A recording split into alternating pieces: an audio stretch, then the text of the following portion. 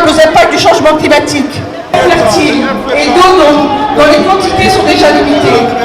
Un accès continu à des sources d'eau donne une importance cruciale dans une pour la libération de l'Afrique. On ne s'arrêtera jamais. L'Afrique se mobilise pour sa souveraineté. Nous voulons la souveraineté. Nous ne voulons pas que la France soit le gendarme de l'Afrique. Et il y a des bases françaises partout en Afrique. C'est ça que nous ne voulons pas. Nous savons que ça va finir.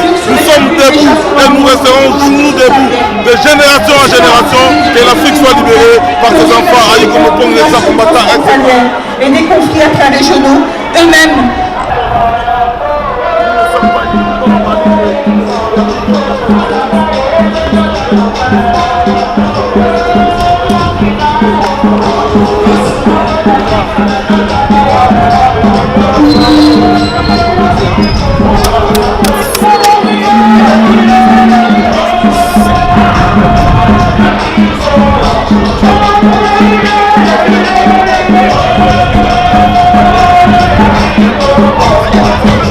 Je suis Makaïla Ngebla, donc journaliste et blogueur canadien réfugié en France. Je participe aujourd'hui à cette manifestation organisée par l'ensemble des diasporas militantes africaines, celles qui dénoncent la politique hégémoniste de la France en Afrique. Nous sommes là pour effectivement porter la voix de nos populations réprimées par des dictatures, mais aussi dénoncer l'implication de la politique de la France en Afrique. Vous savez, un peu partout, que ce soit au Congo, en Côte d'Ivoire, au Gabon, nos ressources sont pillées par la France au profit de la France et que nous, diaspora africaine qui sommes en France, sommes aussi pris en otage par cette politique que mène la France dans nos pays. Et donc nous organisons cette marche qui va partir de la place de la République à Paris jusqu'à l'Elysée, parce que il y a jeudi dernier, Macron a reçu une diaspora entre guillemets africaine pour réfléchir sur les questions africaines. Or, nous estimons que cette rencontre est une rencontre exclusive. Elle ne tient pas compte des vrais leaders panafricanistes, ceux et celles qui se battent contre la monnaie, notamment la France, le franc CFA. Ceux et celles qui se battent contre la militarisation de l'Afrique à travers l'armée française sur le continent africain. Ceux et celles qui se battent pour la justice sociale, celles qui se battent pour la démocratie dans nos États. Et nous constatons que la France n'a pas varié sa politique africaine. Et nous allons l'amener à changer cette politique. Présente, je suis Makaïla Ngebla, donc journaliste et blogueur canadien réfugié en France. Je participe aujourd'hui à cette manifestation organisée par l'ensemble des diasporas militantes africaines, celles qui dénoncent la politique hégémoniste de la France en Afrique. Nous sommes là pour effectivement porter la voix de nos populations réprimées par des dictatures, mais aussi dénoncer l'implication de la politique de la France en Afrique. Vous savez, un peu partout, que ce soit au Congo, en Côte d'Ivoire, au Gabon, nos ressources sont pillées par la France au profit de la France et que nous, diaspora africaine qui sommes en France, sommes aussi pris en otage par cette politique que mène la France dans nos pays. Et donc nous organisons cette marche qui va partir de la place de la République à Paris jusqu'à l'Elysée, parce que il y a jeudi dernier, Macron a reçu une diaspora entre guillemets africaine pour réfléchir sur les questions africaines. Or, nous estimons que cette rencontre est une rencontre exclusive. Elle ne tient pas compte des vrais leaders panafricanistes, ceux et celles qui se battent contre la monnaie, notamment la France, le franc CFA. Ceux et celles qui se battent contre la militarisation de l'Afrique à travers l'armée française sur le continent africain. Ceux et celles qui se battent pour la justice sociale, celles qui se battent pour la démocratie dans nos États. Et nous constatons que la France n'a pas varié sa politique africaine. Et nous allons l'amener à changer cette politique. Dans cette manifestation, un grand nombre d'Africains soucieux, consciencieux, ceux qui veulent faire inverser les rapports de force. C'est-à-dire qu'il faut absolument amener la France à considérer sa politique africaine. Et donc nous appelons ces Africains qui sont en France de nous rejoindre pour que cette marche ait un sens historique. Parce qu'à travers cette marche, on pourrait peut-être faire influencer les positions politiques, influencer effectivement les décideurs politiques français et que notre voix puisse porter à un niveau très élevé en France et au-delà de la France, en Europe et s'il le faut dans le monde. Et nous pensons que les chefs d'État africains réunis autour de l'Union africaine ne représente pas effectivement le vrai peuple africain. L'Union africaine devrait être une Union africaine de peuples. Aujourd'hui, une Union africaine du sommet n'est pas vers le bas. Nous allons investir les rapports de force.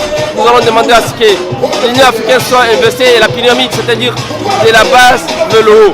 Et les chefs d'État africains sont ces États acquis à la côte de la France, notamment Idriss Déby au Tchad, Sassou Nguesso au Congo, Omar Bongo au Gabon et au Togo, il y a Dema qui est aussi au Togo. Donc je pense que, et Macky Sall maintenant, Macky Sall Ouattara, qui sont effectivement inféodés à la politique financière de la France. Et donc les chefs d'État africains ne sont pas l'émanation du peuple africain. Ce sont des gens qui sont imposés à nos populations et nous pensons qu'il faut de vraies élections libres et transparentes pour que le meilleur gagne, pour que l'élection soit enracinée dans nos cultures africaines. Sans qu'il n'y a pas cela, nous n'allons pas aller vers une rupture. Et nous, à travers cette voie des diasporas africaines, nous sommes en train de marquer ou bien d'inscrire l'histoire de l'Afrique, de faire en sorte que les Africains s'approprient les luttes, les Africains s'approprient les destins et sont effectivement les maîtres de leur propre gestion politique, économique et sociale. Voilà le message que nous allons porter aujourd'hui à travers cette rencontre. Justement, je suis très réservé par rapport à mon nouvelle monnaie africaine, dès lors qu'on voit effectivement de manière transparente le positionnement de la France sur cette question de la monnaie africaine. Donc du coup, il faut que pour que la monnaie soit souveraine, pour que cette monnaie soit totalement celle du peuple, il faut que ça soit l'émanation du peuple africain et des économistes africains, de ceux qui, par exemple, je pense à Kaku Naboko, qui est un économiste togolais très connu et qui a engagé cette question de monnaie, le débat autour de la France, du franc CFA ou bien de la monnaie africaine. Sauf qu'il n'a pas été associé dans la réflexion, donc du coup, notre réserve se justifie et c'est légitime. Parce qu'il faut absolument une monnaie totalement indépendante comme celle émise par les Africains eux-mêmes et qu'elle soit frappée sur le continent africain. Or, on a l'impression que Paris est derrière cela et ça ne peut pas effectivement être l'aspiration du peuple africain qui souhaite avoir sa propre monnaie. Et je pense que je ne me donne pas beaucoup de confiance ou bien d'espoir à cette monnaie parce que ça peut être que la continuité du franc CFA sous autre dénomination. Donc, vous sous-entendez que derrière cette nouvelle monnaie éco, si ça arrive demain, la France est derrière ça? Mais forcément, la France ne peut pas se soustraire d'une telle initiative monétaire africaine. Pourquoi? Parce qu'elle a rencontré jeudi dernier une diaspora africaine, comme je l'ai dit, une diaspora africaine qui est acquise à la France. Et donc, parmi ces diasporas africaines, il n'y a que des start-upers, ceux qui réfléchissent dans le cadre effectivement d'un nouvel ordre mondial. Et donc, ils vont faire en sorte que dans la réflexion, que la question du franc CFA, de l'autonomisation, de la souveraineté financière africaine soit pilotée depuis Paris. Et donc c'est là où ça peut clasher, c'est là où ça ne peut pas aboutir.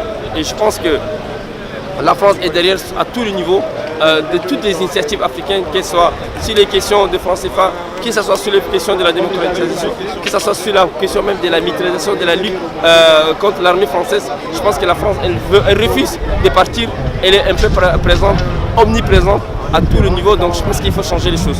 Mais dans ce cas-là, pourquoi ils veulent changer cette monnaie et ne pas garder le franc CFA?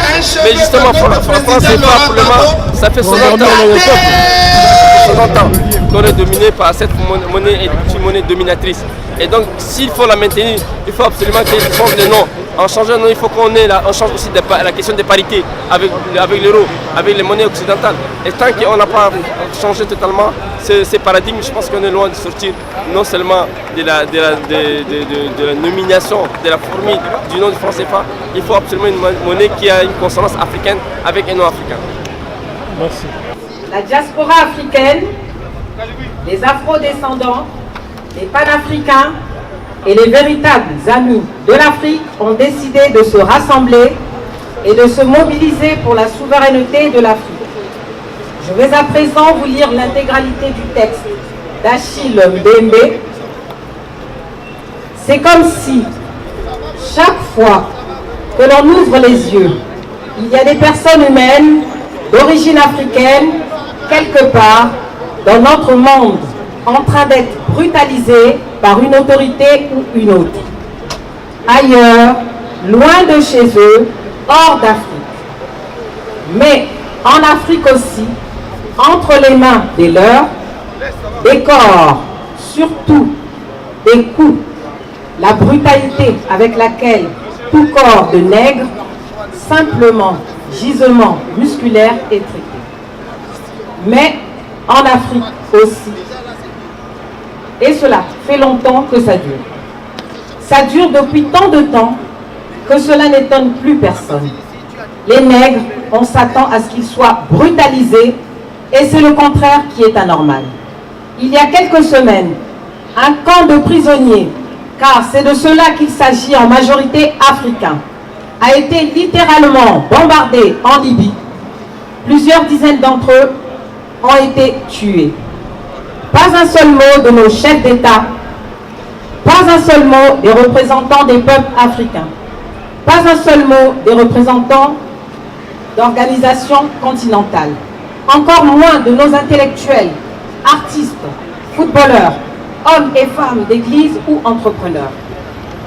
Après 2 jours, la nouvelle a disparu des grands médias occidentaux et tout a recommencé comme si rien n'avait jamais eu lieu. De telles vies comptent-elles seulement? La Libye est un pays où existent des marchés d'esclaves africains en plein XXIe siècle. Tout le monde le sait. Elle est un pays ravagé par le racisme anti-nègre qui menace de plus en plus la plupart des États maghrébins.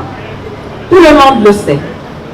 Tout le monde le sait, par ailleurs, certaines puissances européennes revendiquant le statut d'amis des Africains procurent des armes sophistiquées à l'une ou l'autre des milices qui se disputent le pouvoir à Tripoli. L'Europe, qui a joué le rôle déterminant dans la destruction de la Libye, leur procure d'énormes sommes d'argent. L'objectif est d'empêcher la migration des nègres en Europe.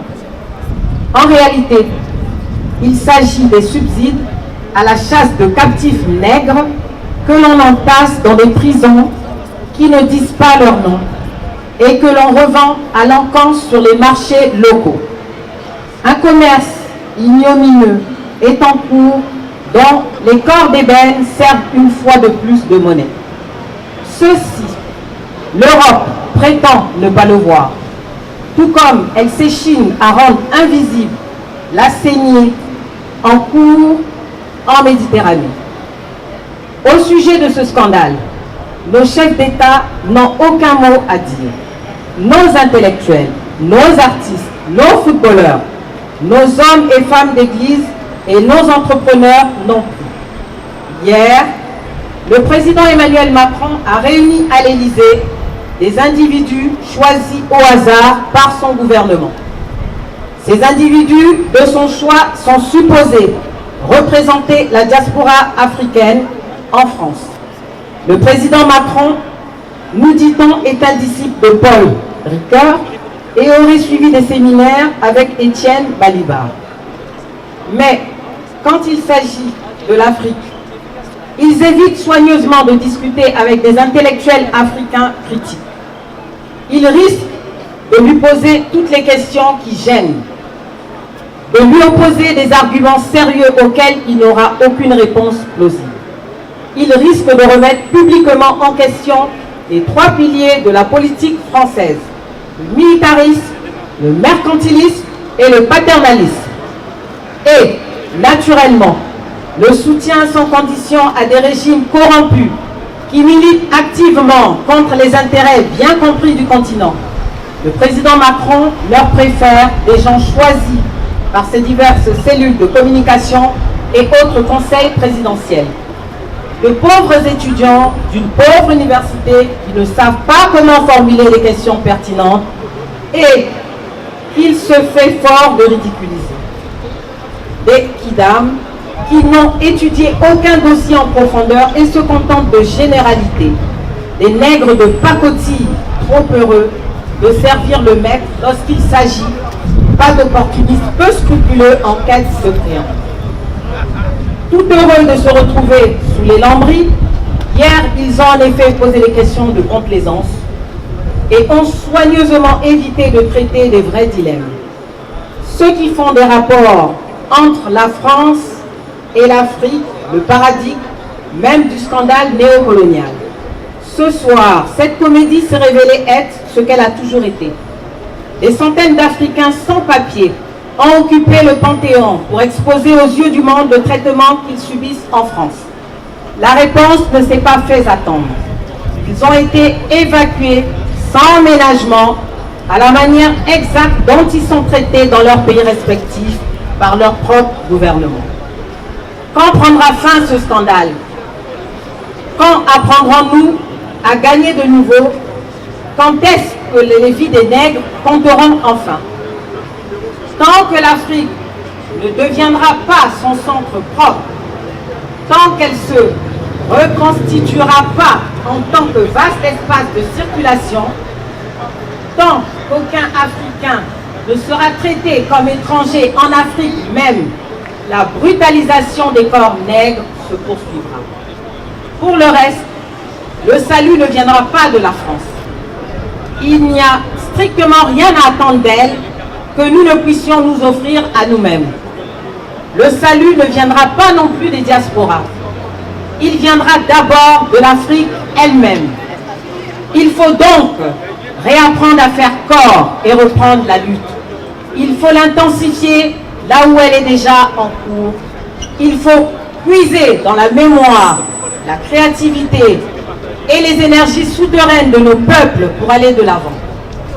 Nul ne nous libérera à notre place ou malgré nous. Les vies des nôtres dispersées dans les 4 coins du monde ne compteront véritablement que le jour où l'Afrique sera debout sur ses propres jambes. Et c'est à travailler à reconquérir cette initiative historique que nous sommes appelés. Tout le reste n'est que diversion. Achille Bembe. Je vous remercie. Merci beaucoup. Et surtout des fils et des filles de l'Afrique. Et beaucoup ont rêvé de cette Afrique unie. Nous allons tout à l'heure, après que nous ayons exécuté un hymne fédérateur, observer une minute de silence. Mais en réalité, ce serait une journée de silence. Pourquoi? Parce qu'à partir de là, on a un poids. À partir de là, on pèse. À partir de là, les dictatures qu'on instaure sur le continent africain, eh bien, on pourra avoir notre mot à dire. À partir de là, on pourra dire que la force économique qu'on constituera à travers cela peut ruisseler et permettre effectivement que nous ayons un certain nombre de réalisations. Voilà. Monsieur Macron a reçu des enfants de l'Afrique qu'on n'a pas pu obtenir une minute de silence pour tous ceux qui ont été tués sur ordre des différents présidents français. Ce que je dis, ce n'est pas de la diffamation. Ce que je dis, ce n'est pas de l'affront. Ce que je dis, ce n'est pas une vue de l'esprit. Ce que je dis, c'est une réalité inscrite dans les livres d'histoire et qui demande encore, pour certains, à être déclassifiée. Fini le colonialisme. Nous ne sommes plus dans l'époque des champs de coton. Ça, c'est terminé. Nous ne sommes plus à l'époque de Rosa Parks. Ça, c'est terminé. L'époque du pénurilisme, lui patron, lui Moussé, ça, c'est terminé. C'est pourquoi je vous en appelle à tous les Africains du monde entier, que vous soyez en Afrique, que vous soyez partout où vous êtes dans la terre.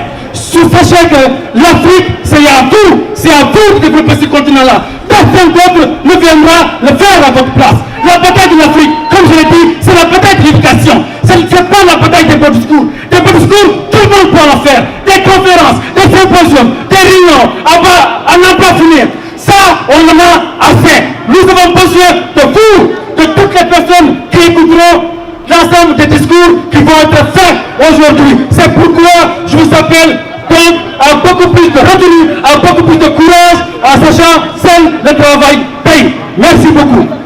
On m'a demandé d'intervenir pour 5 minutes. Je ferai chrono en 2 minutes maximum. Je salue les initiateurs au nom de l'amicale panafricaine dont je suis le vice-président. Chers amis, chers frères et chères sœurs, la parole est action. Ici, les propos sont aussi des actions. Ici, on se retrouve pour une après-midi d'un seul mois de juillet. L'année, c'est 365 jours et un quart. Retrouvons-nous tous les jours autour des projets de l'Afrique qui doit se libérer ici, qui doit se libérer sur le continent. Je vous appelle donc à nous retrouver. C'est tout le message que j'ai à dire. La parole est l'action, mais l'action, c'est la continuité, c'est la constance. Dieu aime les persévérants, même si on persévère dans du faux. Or, nous sommes dans le vrai, nous sommes dans le bon. Merci et bonne continuation à tous. Que tu puisses parler aux frères et sœurs. Et bonsoir et amis frères et sœurs. L'Afrique, c'est un continent qui est béni par l'Afrique. Malheureusement, on avait des hommes et des femmes qui nous dirigent, qui sont incapables de défendre les citoyens. Donc là, la population africaine a pris leur destin en main. C'est des mensonges. Il faut qu'on arrive à faire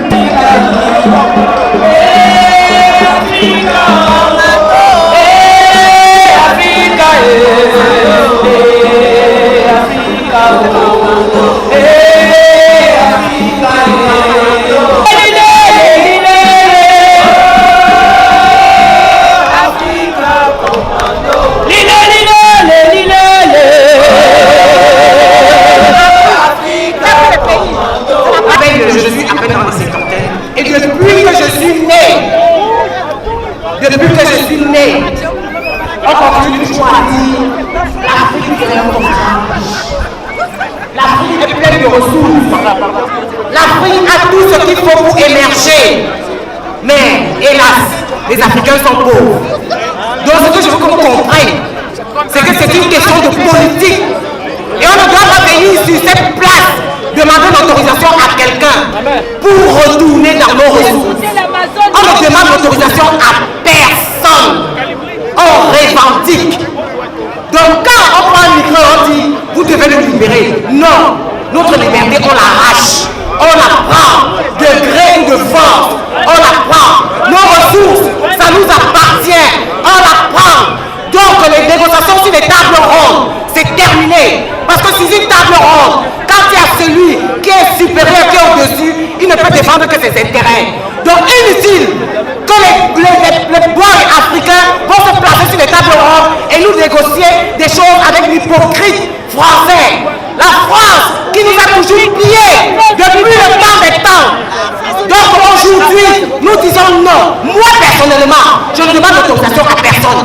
Tout ce que je demande, c'est que les gouverneurs que la France a placés dans tous les territoires africains qui dégagent. Et nous, Africains ici, en cotisant 1 euro, comme ils ont cotisé pour le Notre-Dame, on va cotiser 1 euro et on va construire notre Afrique et on va déterminer les prix pour nos matières premières. On déterminera le prix pour nos ressources. Ce n'est pas à vous et on ne vous demande rien. On repartira à l'arrache. C'est ce que je dis. Aucune négociation à faire. On demande tout simplement de libérer notre continent. La libération de l'Afrique. Je suis une révolution africaine. Vive la démocratie noble. Tous les pays confondus, 52 pays de l'Afrique sont unis. Je vous dis, je suis heureuse. À 72 ans, je suis heureuse. Je ne demandais que cela au bon Dieu et de bon Dieu aujourd'hui. Je suis vivre tranquille. Je suis heureuse du monde. Je laisse ce délai pour leur pays, pour ma famille qui vous appartient. Vous venez, je suis heureuse, je vous applaudis, la jeunesse française. Vive la jeunesse d'Afrique, vive l'Afrique, vive le pays du bout de l'Afrique. Vive la jeunesse française qui a organisé la constitution de la jeunesse africaine aujourd'hui, de la République à la partie. Merci beaucoup, merci, je ne parle pas de je suis heureuse. Vive la jeunesse française, vive c'est important. Et là, ici, aujourd'hui, il y a les LDLA, il y a les anciens des Black Dragons. Parce qu'aujourd'hui, si on arrive à faire une manifestation sur Paris et que vous voyez que, si vous voyez que les fachos, les skinheads ne sont pas en train de nous attaquer, c'est parce qu'avant, il y a des gens qui ont combattu, qui ont lutté pour qu'on puisse avoir cette liberté-là aujourd'hui. Donc aujourd'hui, nous sommes là. Il faut parler de nos problèmes. Il faut parler de pourquoi nous sommes en train de marcher. Là, je vois, on marche, on chante, on danse. C'est bien. Mais réellement, il faut dire les choses. Soyons radicaux dans nos messages. Arrêtons d'avoir peur. Arrêtons de penser que le fait de dire les choses, de pointer du doigt ceux qui nous oppriment, ceux qui nous maltraitent, ça veut dire qu'ils vont nous lâcher. Non, aujourd'hui, nos parents, on les appelait les immigrés. Leurs enfants, on les appelle les immigrés. Mais le cacao des Africains, pourquoi on ne les appelle pas les immigrés? Pourquoi nos cafés ne sont pas immigrés? Pourquoi nos pétroles ne sont pas immigrés? Pourquoi nos diamants ne sont pas immigrés? Pourquoi les combats pour Congo ne sont pas immigrés? La France tue, la France viole, la France bafoue nos droits sur notre continent. Aujourd'hui, cette marche, c'est une marche panafricaine, afro-caribéenne. Et qu'est-ce que je vois? Je vois toujours, vous arrivez avec vos drapeaux de vos pays que le colon a donnés. Ces drapeaux ne nous représentent pas. Les frontières, c'est eux qui nous ont donné ces frontières. Une marche panafricaine, il doit avoir un drapeau. On ne doit pas venir en tant que Camerounais, en tant qu'Ivoirien, en tant que Malien. On doit être là en tant qu'Africain. Parce que nous sommes des panafricains et il n'y a pas de frontières. Donc, à un moment, il faut dire la vérité à la France. On parle de Macron, c'est bien de parler de Macron, mais après Macron, il y aura d'autres présidents. Il faut parler du système. C'est le système qu'on doit combattre. C'est pas Macron. Macron, il partira, une autre personne prendra sa place. On combat nos présidents. Mais vous croyez que en changeant juste un président, les choses vont changer en Afrique? Non, c'est le système qu'il faut combattre. Parce qu'on aura beau retirer Biya, Maître Kamto, on aura beau retirer Sassou, Maître X ou Y, le problème sera toujours la même. Donc il faut combattre le système. Aujourd'hui, c'est la France qui dirige nos pays. Et on est au cœur du problème. Nous, la diaspora, on est au cœur du réacteur. Il faut qu'on s'organise. Il faut qu'on soit structuré politiquement, socialement, culturellement parlant. Et c'est comme ça qu'on pourra avoir notre liberté, l'autodétermination, la discipline et la rigueur. Il faut qu'on diminue un peu le divertissement. On doit passer de 90 à 10%. On doit travailler, rigueur et discipline. Et il n'y a que comme ça qu'on pourra combattre ceux qui nous oppriment. Parce qu'ici, il y a des personnes sûrement qui ont des fins du mois difficiles, qui ont des problèmes, qui subissent des discriminations, de la négrophobie. Qui est au courant? Personne ne vient vous aider. La solidarité, il n'y a que comme ça qu'on pourra combattre le mal qui nous ronge. Et si on n'est pas solidaire, ça ne sert à rien. Et pour finir, je vais juste laisser la parole à mon vieux, parce que c'est grâce à eux que nous sommes là. Moi, je tiens beaucoup, c'est un des parents de la LDNA, c'est John des Black Dragons, et j'aimerais lui dire, pour le laisser dire un mot. Merci. Bonjour à tous les Africains. Bon, moi, j'écris pas Africain, A-F-R-I. J'écris Africain A, majuscule, F-R-2-E, free, K-A. Ça veut dire le premier, le primordial. Libre. Un homme libre, accompli. Donc, si on doit être accompli, on doit chercher l'unité. L'unité africaine commence là où, au cœur de nos problèmes. Si ici on a l'unité, on est comme les Chinois, on est comme les Juifs, on peut maintenant s'organiser économiquement et envoyer le pouvoir en Afrique et créer l'unité en Afrique. Donc c'est ça l'esprit. Il faut qu'on ait une unité ici. Il faut qu'on se parle le même langage. Il faut qu'on discute le même langage, on mange le même repas. Donc on ne fait pas ça. On va être divisé, ils vont exploiter notre division et on va se faire avoir comme on s'est toujours fait avoir qu'aujourd'hui. Moi je suis un Black Dragon, membre de la LDNA. Je suis un dragon noir, c'est-à-dire que moi je rends tout pour toi avec l'ennemi. Ce qui est clair et précis chez nous, c'est la discipline qui compte, l'organisation et la patrie. Donc on doit être tous du même sang, du même arme. On est des pratiquants. Nous sommes dans une guerre. Et dans une guerre, c'est un art martial, l'art de la guerre. On doit respecter les codes et avancer. Voilà, j'ai plus rien à dire. Merci beaucoup.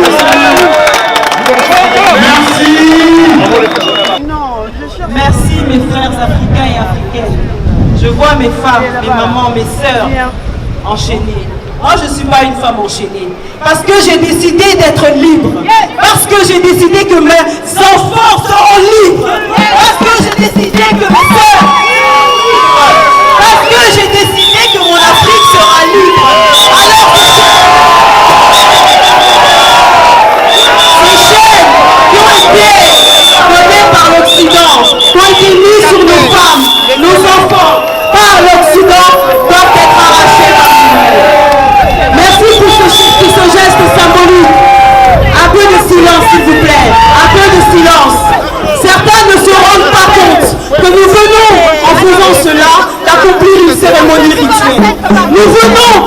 dans cela être en harmonie avec nos esprits, avec tous nos guerriers, toutes nos guerrières qui se sont battus, qui ont versé leur sang pour qu'un noir puisse se lever sur sa terre et dire que le coltan lui appartient, le diamant lui appartient, l'or lui appartient. Alors ne niez pas ces cérémonies.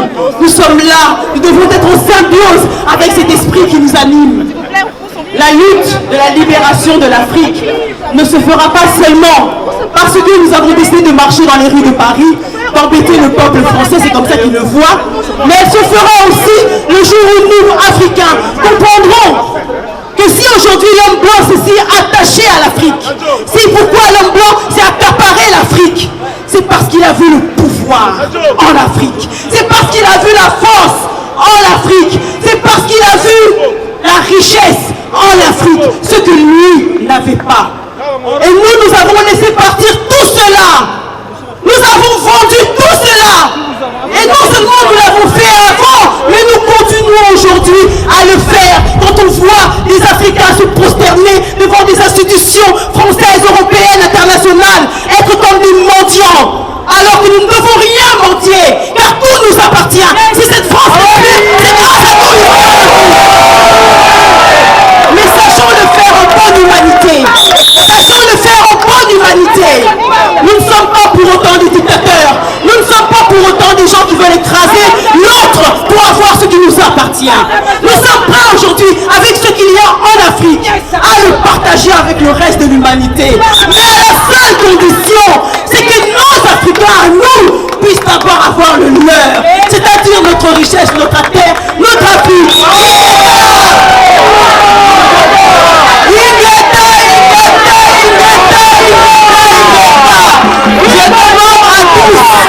Je demande à tous de prendre une minute de silence au nom de tout le sang qui a été versé pour l'Afrique contre l'Afrique. Ce sang qui continue de couler aujourd'hui. Pensons à tous ces anonymes qu'on n'a pas cités, qu'on ne citera certainement jamais dans l'histoire de l'Afrique, qui sont morts pour libérer ce pays.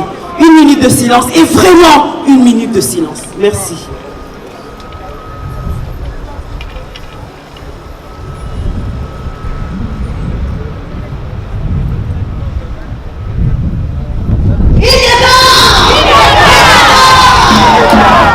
On va nous donner les indications pratiques parce que s'il vous plaît, vous avez vu comment les Lumumba et les Sankara, les Cabral... Ça veut dire qu'ils ont contribué à rendre riche la France. La richesse de la France, c'est grâce à nos ancêtres. Donc c'est normal que nous, on en bénéficie et qu'on ne s'exclue pas nous-mêmes. Donc, mais par contre, je suis africain, citoyen français. Merci beaucoup. La France ne peut pas prétendre répondre à ces exigences qui sont les droits de l'homme. La France n'est pas un pays de droits de l'homme.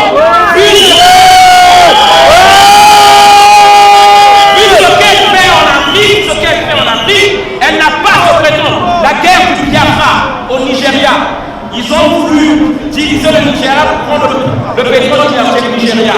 En 1997, c'est avec des armes françaises qu'on a armé un dictateur qui est là jusqu'aujourd'hui. De pouvoir représenter son pays librement, digne de pouvoir donner les valeurs, les cultures que nous voulons à nos enfants. C'est ça déjà une dignité. Quand on rend quelque part, nous sommes respectés grâce à cette dignité. Mais nous avons perdu cela. C'est pour cela que nous, les Africains de la diaspora, nous sommes réunis dans une communauté africaine pour pouvoir revendiquer non seulement le droit, mais proposer des solutions. Il est intolérable aujourd'hui des hommes, des pantins envoyés par la France, par les États-Unis, par le Canada, par d'autres pays, par les URSS, soit des présidents non élus du peuple et qui restent là des années, des décennies, des 20 ans, des 30 ans, des 40 ans pour voir sans que ce pays-là ou cette région-là puisse se développer. Alors au contraire, ce que nous déplorons, c'est qu'il y a encore plus de malheurs. Nous voyons, nous sommes ici dans la diaspora depuis plus de 30-40 ans pour la plupart qui manifestent aujourd'hui. Mais nous sommes au regret de voir comment nos frères et sœurs qu'on appelle aujourd'hui des migrants venir ici pour chercher un Eldorado qui n'existe plus, qui n'a jamais existé. Puisque eux-mêmes ont eu cet Eldorado grâce à nous. Et ils se meurent dans les eaux. Pourquoi? Pour venir chercher. D'accord. Je sais, oui. Là, j'aimerais que vous répondiez devant la caméra. D'accord. Est-ce que vous pensez que le vrai problème de l'Afrique, c'est noir, ce sont les autres? les Africains eux-mêmes. Comment se fait-il que les Africains se complaisent à prier Jéhovah, à prier Allah, à se mettre à genoux toute la journée et à se dire libre? Comment se fait-il qu'ils n'arrivent pas à comprendre que la religion et la monnaie c'est la même chose? C'est-à-dire si ça ne t'appartient pas, ça appartient à celui qui te l'a imposé. Alors pourquoi on continue à dire c'est la faute à tel président, tel pas président, alors que nous-mêmes, nous sommes juste des esclaves soumis qui nous soumettons les uns les autres? Tant que l'Africain n'a pas compris qu'il faut sortir de ces religions à la con inventées par des banquiers, on sera toujours des merdes. On se comporte comme des merdes, on ne sera jamais respecté. Je suis d'accord. Là, je vous entends parler des présidents, c'est pas leur faute, c'est la faute de nous, le peuple. Ces présidents-là ne sont pas des présidents blancs, c'est des présidents africains. Je suis d'accord avec toi sur la partie de ta question et je répondrai en oui et non. Oui et non, pourquoi? Parce qu'il ne faut pas être dans un non péjoratif et dans un oui acceptable. C'est-à-dire qu'effectivement, l'Afrique d'aujourd'hui doit se libérer par eux-mêmes, par nous-mêmes les Africains, et non pas par ces blancs qu'on pense que c'est eux qui viendront nous libérer. C'est vrai que nous avons une responsabilité, une grande responsabilité, parce que nous avons fait que répéter les erreurs, ou sinon transmettre les erreurs de ce que nos grands-parents, nos aïeux ont fait. Ça c'est vrai. Mais aujourd'hui, si nous sommes arrivés à ce niveau, à cet état de légumes, d'esclavagisme, comme tu l'as dit si bien, c'est parce que derrière il y a eu quelqu'un qui a mis un plan en place, et ce quelqu'un-là, ce n'est pas nous. Ce n'est pas nous aujourd'hui Africains qui avons décidé d'être des esclaves. Ce n'est pas nous aujourd'hui Africains qui avons décidé d'être dans une religion qui n'est pas la nôtre, d'utiliser une monnaie qui n'est pas la nôtre. Ce n'est pas nous Africains qui l'avons décidé, mais c'est nous Africains qui avons le pouvoir. Et ça, je suis d'accord avec toi mon frère. C'est nous qui avons le pouvoir de sortir de cette aliénation. Et comment avons-nous ce pouvoir-là? Tout simplement en reconnaissant d'où nous venons. En reconnaissant comment connaître l'histoire de l'Afrique. L'histoire de l'Afrique n'est pas née en France. L'histoire de l'Afrique n'est pas née aux États-Unis avec les Noirs américains. L'histoire de l'Afrique n'est pas née aux Caraïbes avec les esclaves africains. L'histoire de l'Afrique est née en Afrique. Donc replongeons-nous dans notre Afrique pour connaître notre histoire et on ne trouvera pas effectivement, mon frère, comme tu l'as dit, le christianisme, on ne retrouvera pas l'islam, on ne retrouvera pas les jovanistes, quelles que soient les religions. On retrouvera nos valeurs ancestrales, on retrouvera notre spiritualité. Et c'est là que je dis à vous, peuple africain qui nous regardez, que c'est ça que l'homme blanc a toujours convoité. Nous avons dans chacun des pays ici qui se dirigent dans leur musée nos coutumes, nos valeurs, nos statuettes, nos traditions, nos vêtements, comme on dit, mystiques, qu'on a voulu diaboliser en parlant de sorcellerie. Mais eux-mêmes utilisent ces sciences infuses spirituelles pour s'accaparer la force qu'ils ont aujourd'hui. Alors nous devons retrouver cette envie de reprendre nos sources, de reprendre nos biens. Et ça, ce n'est pas l'homme blanc qui viendra nous aider. Ce n'est pas je ne sais quel Jésus qui descendra de la terre ou qui naîtra dessous la terre ou qui viendra du ciel. Ce n'est que nous ici, fils et filles, qui sommes déjà sur terre, qui sommes déjà nés, qui pourront le faire. Et en enseignant à nos enfants pour que cette lutte-là ne puisse jamais se terminer tant que nous n'avons pas obtenu notre souveraineté. Voilà le message d'aujourd'hui. Pour les Comoriens, je demanderai à mes frères comoriens, vous savez, l'esclavagisme c'est quoi? On peut avoir les chaînes dans ses mains, on peut être enchaîné par ses mains. Mais si notre esprit est libre, ces chaînes-là, on trouvera comment les défaire et les enlever. Parce que l'esprit, c'est l'intelligence même de l'homme. Ce que Dieu a mis en nous en premier, c'est ça. C'est cette intelligence spirituelle qui veut que dans toutes les situations, nous puissions réussir à nous en sortir. Mes frères comoriens, la lutte est longue. Se libérer n'est pas un petit fardeau. Aujourd'hui, vous subissez une dictature comme beaucoup de pays africains subissent cette dictature. Mais si nous nous arrêtons, nous nous battons pas, nous n'arriverons jamais à nous libérer. Alors je demanderai à mes frères comoriens de venir rejoindre la lutte africaine, panafricaine, de venir avec nos frères et sœurs qui sont ici. Venez, ne restez pas dans vos maisons, ne restez pas isolés. Vous ne savez pas qu'à Swahili, venez. Le Swahili a été une langue que justement on a estompé l'avancée. Pourquoi? Parce que ça permettait à plusieurs de régions africaines de s'entendre, si ce n'est pas l'Afrique tout entière. Alors je vous demande aux Comoriens, ne restez pas à la maison. Mais maman, je sais qu'une fois j'ai assisté à une manifestation comorienne, nous avons manifesté avec vous. Je sais quelle est votre envie, votre combativité.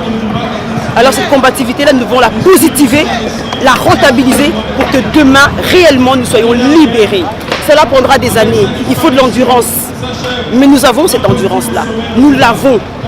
Alors frères comoriens, venez rejoindre la lutte panafricaine. C'est le message que j'adresse aujourd'hui à mes frères panafricains, à mes frères comoriens et à tous les autres frères de l'Afrique. Ne pensez pas seulement que ce qui se passe au Comores ne regarde que le Comore. Ou ne se passe qu'au Comores. Regardez aussi derrière vous, ça se passe pareil. Regardez devant vous, ça se passe pareil. Ce n'est que comme ça, en sachant que chez mon voisin, la maison brûle autant qu'elle brûle chez moi, qu'on pourra trouver la source d'eau pour éteindre ce feu-là. Voilà, je m'arrête là, je ne vais pas aller plus loin. L'organisateur de cette manifestation historique qui nous a permis de démontrer à l'opinion française. Je tiens à remercier effectivement toutes les organisations qui sont mobilisées aujourd'hui pour marquer une journée historique et de montrer aux Parisiens que les Africains en général ont pris conscience et désormais ils assumeront pleinement la responsabilité historique.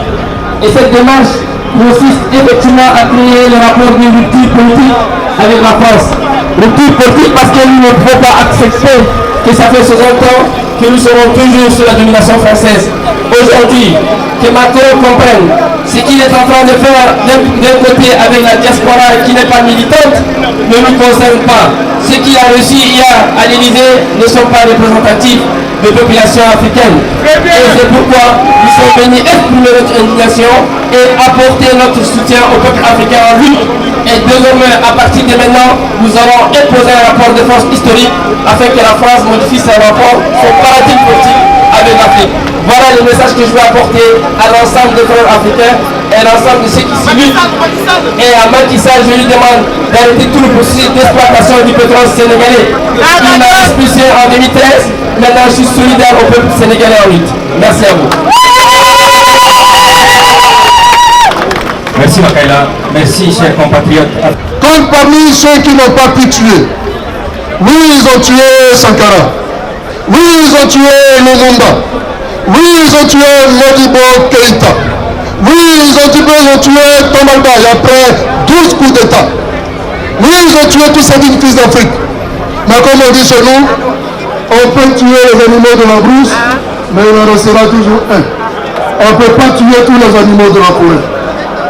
Oui, chers amis, chers Africains, l'Afrique a aujourd'hui un Africain digne qui porte en étendard le combat tel que vous le représentez aujourd'hui.